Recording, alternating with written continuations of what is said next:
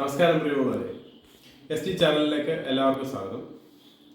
നിങ്ങൾ ഒരു പ്രവാസിയാണോ എങ്കിൽ ഈ വീഡിയോ സ്കിപ്പ് ചെയ്യില്ല. കാര്യം എന്ന് പറഞ്ഞാൽ പ്രവാസികൾക്ക് വേണ്ടുന്ന ഒരു പെൻഷൻ പദ്ധതിയെ കുറിച്ചിട്ടാണ് ഇന്നത്തെ വീഡിയോ. പ്രവാസിയായിരിക്കെ നിങ്ങൾ നാട്ടിൽ ഉള്ള ആളാണെങ്കിലും പ്രവാസിയാണെങ്കിലും നിങ്ങൾക്ക് ഈ പദ്ധതിയിൽ, അതായത് ഈ പ്രവാസി ക്ഷേമനിധി സ്കീം അഥവാ പ്രവാസി വെൽഫെയർ പെൻഷൻ സ്കീം ഇതിൽ അംഗമാകാവുന്നതാണ്. കേരള സർക്കാരിൻ്റെ ഒരു സുവർണ പദ്ധതിയാണ് ഈ പ്രവാസി ക്ഷേമനിധി പദ്ധതി.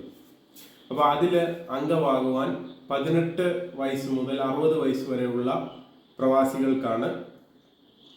മലയാളികൾക്കാണ് ഇതിൽ അംഗമാകാൻ അർഹതയുള്ളത്. അപ്പോൾ ഈ പ്രവാസി പെൻഷനെ പറ്റി ഞാൻ കുറച്ച് നിങ്ങളുടെ അറിവിലേക്ക് പറയുന്നു.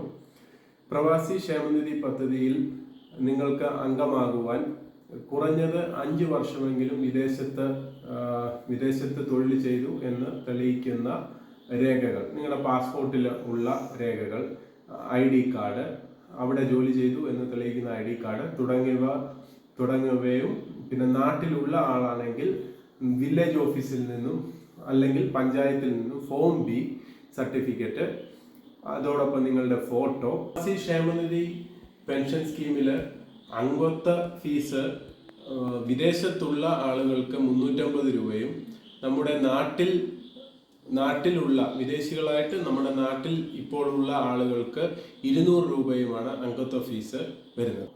തുടങ്ങിയ രേഖകളുമായി നിങ്ങൾക്ക് സ്വന്തമായി ഓൺലൈനിൽ പ്രവാസി വെൽഫെയർ എന്നുള്ള സൈറ്റിൽ കയറി ചെയ്യാൻ പറ്റും.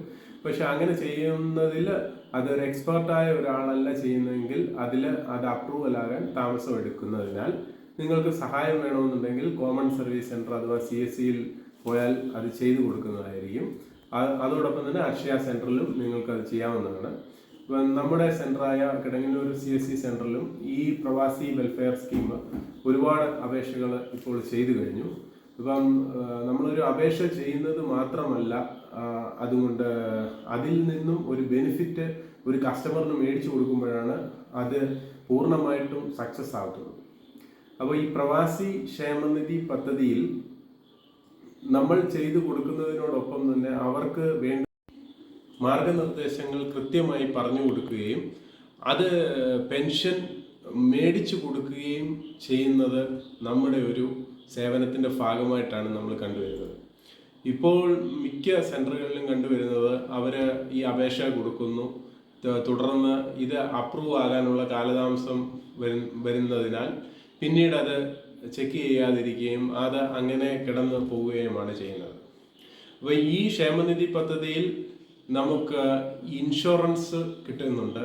അതോടൊപ്പം തന്നെ നമുക്ക് പല സ്കീമുകൾ, ഇപ്പം കുട്ടികളുടെ വിവാഹത്തിനുള്ള ധനസഹായം, അതുപോലെ തന്നെ വീട് വെക്കുന്നതിനുള്ള ധനസഹായം തുടങ്ങി ആരോഗ്യ ഇൻഷുറൻസ് തുടങ്ങി ഒരുപാട് സ്കീമുകൾ ഈ ക്ഷേമനിധി പെൻഷൻ അംഗമാകുന്നതിനോടൊപ്പം അംഗങ്ങൾക്ക് ലഭിക്കുന്നതാണ്.